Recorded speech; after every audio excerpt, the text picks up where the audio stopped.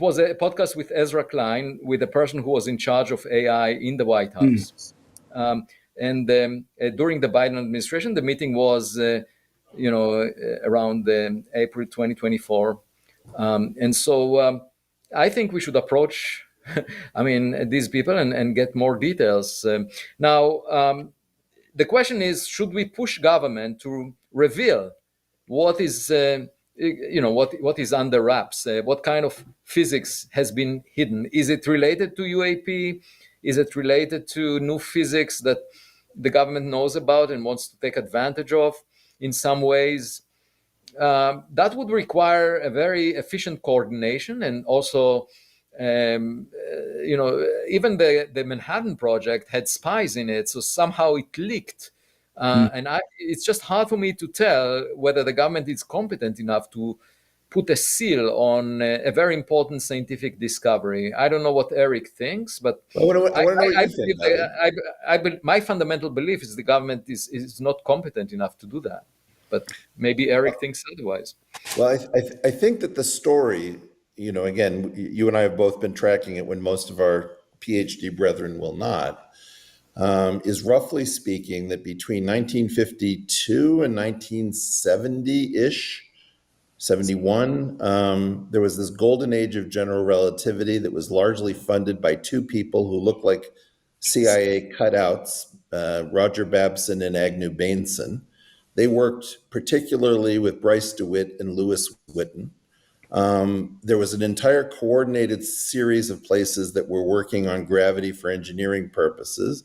A lot of this got pushed out into aerospace companies, which is not a natural home for theoretical physics, but in particular, the Glenn L. Martin Company of Baltimore was where Lewis Witten was posted. And I would say that Curtis Wright was where Feynman was probably going in his story, Any Questions, where he's giving physics lectures to aerospace people. So whatever this surely you're joking, Mr. Feynman, where he's in a taxi cab and he tells the driver. Yeah, tell me a place. He goes to the Alibi Room in Buffalo, New York.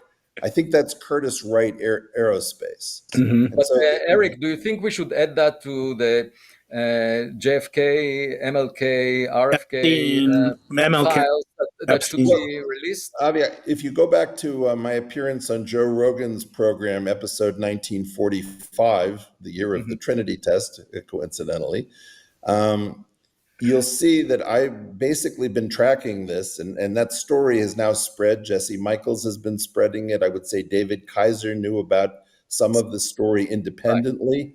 Right. But more or less, yes, the golden age of general relativity is probably involved with some attempt at something like primitive space-time engineering.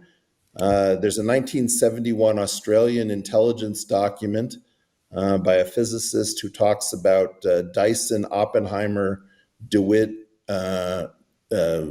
Desser, a bunch of well-known people to all of us being involved with this.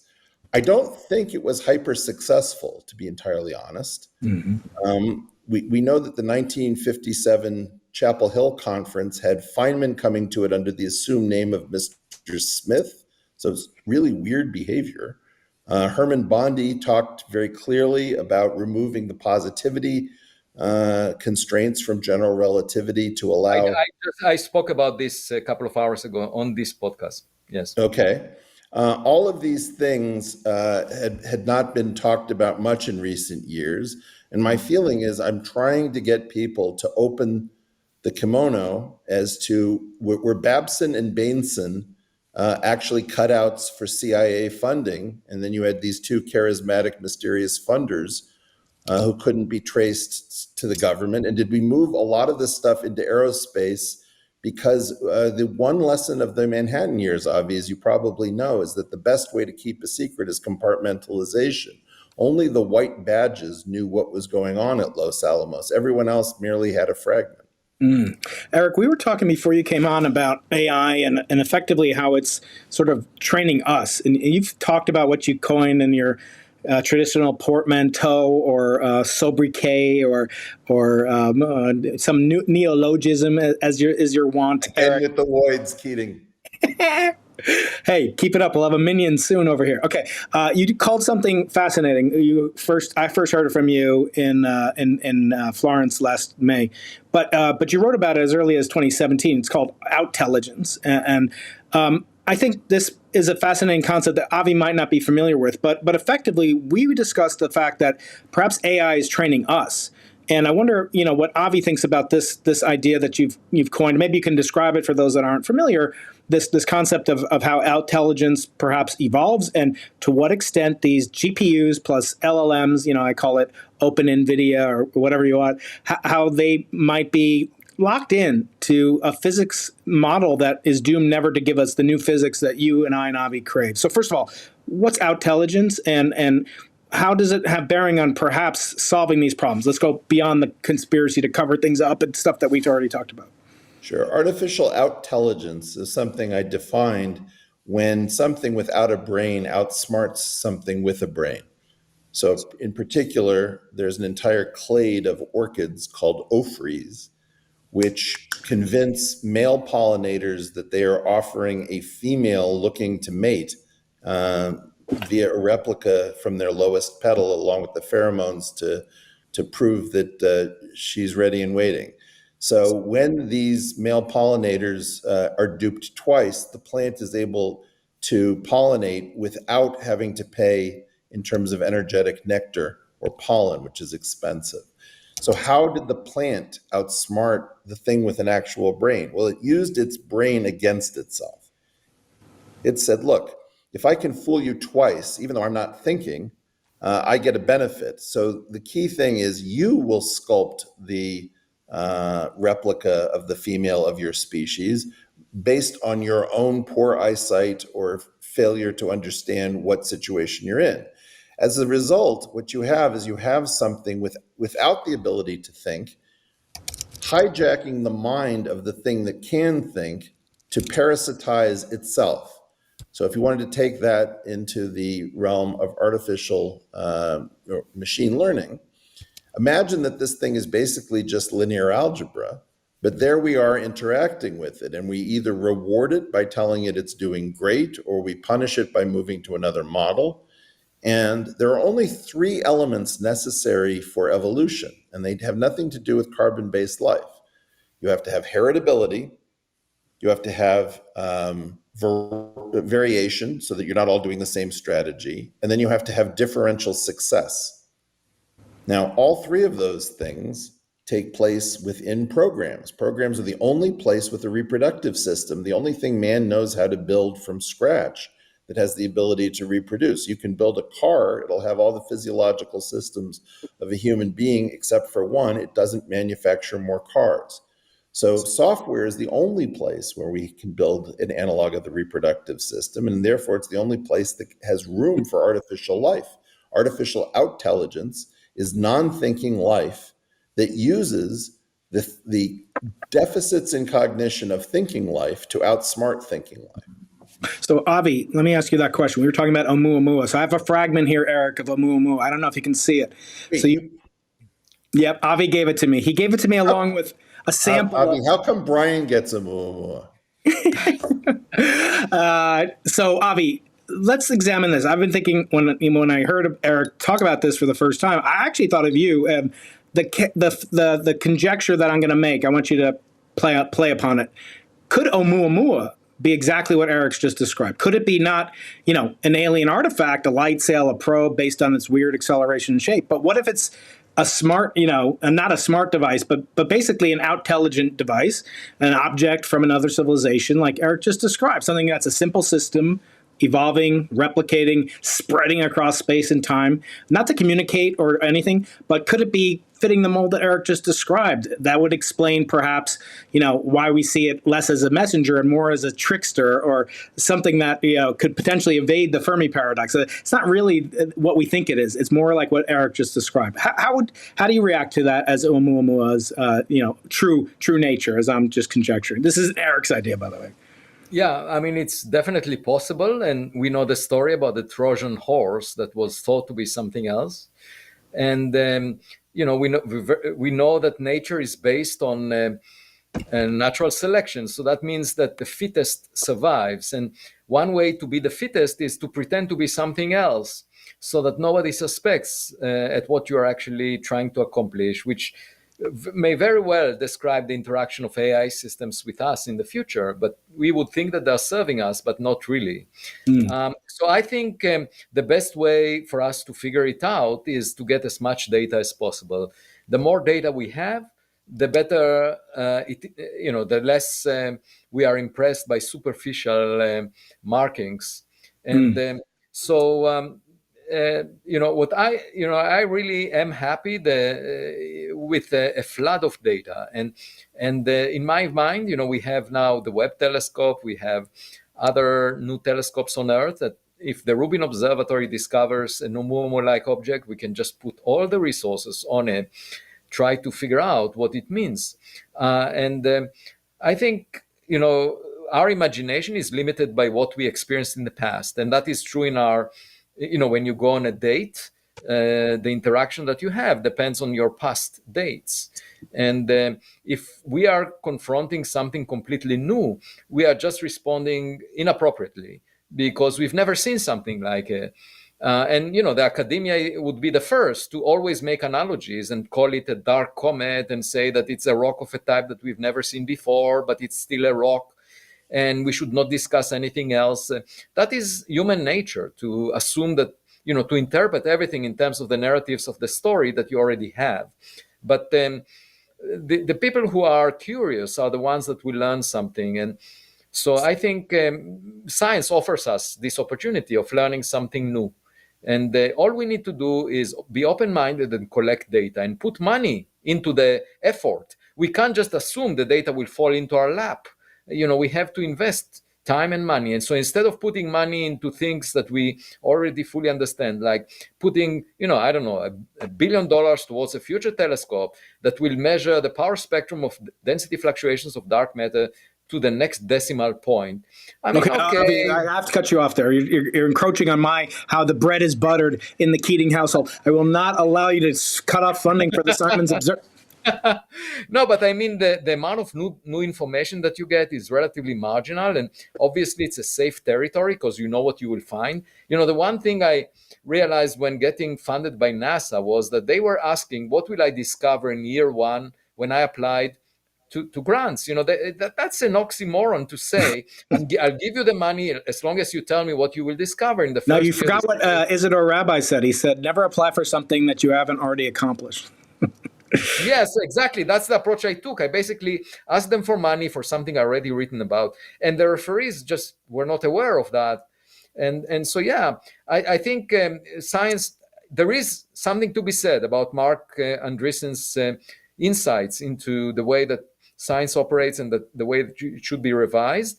The question is, should we reboot everything, the entire system, or maybe promote or reward scientists who behave differently? Now, Eric, you've talked a lot about, escaping Einstein's prison, not Weinstein's prison, but what do you mean by that? I mean, do you believe that it's a lack of funding? My theoretical physicist colleagues that you've debated and met here at UC San Diego and elsewhere, they get by on a couple of glasses of Lavazza or what have you. Avi doesn't need that much. He seems to have a lot of people that show up to his house and give him money. I'd kind of like that, to be honest with you. But besides that, Eric, what is missing? Is it funding? I mean, did Einstein, only make a breakthrough when he got the money from his Nobel Prize in 1922? Or what is the prison, and what is the most effective jailbreaking tool? We're all over the place here. Einstein's prison is the distance to the nearest habitable worlds. So that if we imagine that we were going to somehow travel just below the speed of light in an Einsteinian way, full benefits of time dilation, you found the closest habitable planet, you stayed there for an hour and you came back. How much older is everyone here on Earth, even if you were able to make the trip lickety split? It's a depressingly large distance to the outside world. So that moat, effectively, if there's an Einsteinian speed limit, we have to recognize that it belongs to the map, which is known as space-time, which is not the territory, which which is wherever we actually live, where we do not live in space-time. But that is our best map that we have. So that's what I mean by Einstein's prison. But now you have a second question, which is like, what are we doing wrong, and why can't we just exist on the dew found on a single leaf at sunrise of a daffodil? And the answer is, first of all, it's an obnoxious question. You have opportunity costs that are set by investment banking, management consulting, and big law. And we have to be paid a decent percentage of those things to get the best and the brightest. And that's our own best and our own brightest, because we are the big dogs. I also believe that we have to have an understanding of what makes science unexciting. And if I'm going to be blunt about the area that I care about, the people who are in a position to jailbreak us by pointing out that space-time was a stepping stone in a succession of models to a final theory where we actually have the source code, you cannot let those people use their positions as referees to kill off everyone else who doesn't subscribe to the only game in town theory. The perennial argument is, what's wrong with string theory? Is always around, well, it doesn't agree with it doesn't give new predictions, it's background independence. It has nothing to do with it. It's got a murderous sociology. That's 100% the reason that we actually care, and everybody's afraid to say it. Brian, if I can take issue even with you, you took issue with me saying that Lenny Susskind has been absolutely cruel to people who come up with alternates. And you didn't go after Lenny. You pointed out that I used some indelicate French. But the fact is, on the program that he shared with Kurt Jaimungal, he said that our colleague Peter Woit's math and physics is just bad. I don't think Lenny Susskind knows enough mathematics to critique Peter Woit. Peter Woit is by far the more experienced mathematically. I'd recommend his book on symmetry and quantum theory to anyone. You can't have Lenny Susskind going around like an ignoramus, pretending that he doesn't know who I am when I've talked to him at Stanford extensively. You can't have him going after Peter Woit, saying that Peter Woit is just bad, because he's not. Nobody wants to go after the big 10 people, let's say, in our field. Well, I think you find who the Big Ten are. You've accused Kaku of being one of the Big Ten. He's simply not. I mean, No, and Lenny simply isn't either. There's two lists here, Brian. One list is the 5 or 6 people through whom all physics seems to flow to the public. And in that group, that's basically Brian Greene, Sean Carroll, Neil deGrasse Tyson, Michio Kaku, Lawrence Krauss. It's a very small number of people. That's one group. Then there's another different group, which is, who are the purported leaders of fundamental physics in theory? And that group has been by far the more merciless. Both groups attack anyone coming from outside, but it is the latter group in which Susskind is prominent, because both, and by the way, I will point out, Michio Kaku did a fair amount of really good writing on string field theory when that was, one of the candidates. 1971, yeah. Well, later than that. He wrote a textbook that I can, on another program, I can get you the copyright date. Again, this isn't personal. These are just people who went bad, and they decided that they would have a career extolling the virtues of a theory that can't ship, and crapping on everybody else who comes up with the challenger theory. And the reluctance of anyone to want to say something against Lenny Susskind or Ed Witten or Jeff Harvey or any one of that crew, Andy Strominger, Kumran Vafa, Michael Duff, that is a real problem, is that we just don't have courage. And lacking courage, we're not going to get funded, because quite honestly, what we do too often is not interesting. You want to get interesting, you have to go back to actually working on the physical world in which we live. Avi, how do you react to that? I mean, there's a difference between the popularizers, who you and I agree, is an important role to fill, and that we get paid by the public. We have to give back to the public. They're our bosses. At the same time, those that spend their time popularizing often don't spend their time, in the laboratory or at the blackboard. So how do you balance that? Your colleague, Kamran Vafa, was on my show, And I, criticized him at the standard critique that there's no, tangible, falsifiable, evidence against or for string theory that could plausibly come about. He said, "No, Brian, you're wrong." And I said, "Really?" And he said, "Yeah, the string theory predicts the mass of the electron should be somewhere between, 0.000, 10 to the minus 32 Planck masses and 10 to the 100th Planck mass. Now, that counts." Right. I mean, that's a prediction. It could be falsified, right? But it's not very satisfying to me. It was like, eating a meal of cotton candy and Sprite. But tell me, Avi, how do you react to what Eric's saying? That there's cabal. I mean, by the way, Eric, I have to say, Wait, don't. Not a cabal. Okay, fine. But you're talking to a Harvard professor who's paid very well. I'm a public, employee of the state of California. I'm paid less, but I'm paid well. You said earlier, we need to fund them like hedge fund managers. Fine, but you're talking to No, I didn't say that. I said we need to fund them as a percentage of the opportunity cost. But then, would you fund Ed Witten and Lenny Susskind? Yes. Okay, good. That's Yes. very high integrity as is your We one. wouldn't do the same in return. They're murderous. No, I know. I'm not murderous. How do you react to that? You've got them in. You could presumably cause the career of a young person who's applying to the physics department or the astronomy department, who's got their head in the clouds and is riding a bandwagon and part of the groupthink that Eric's rightfully decrying. You could stifle them, but you don't.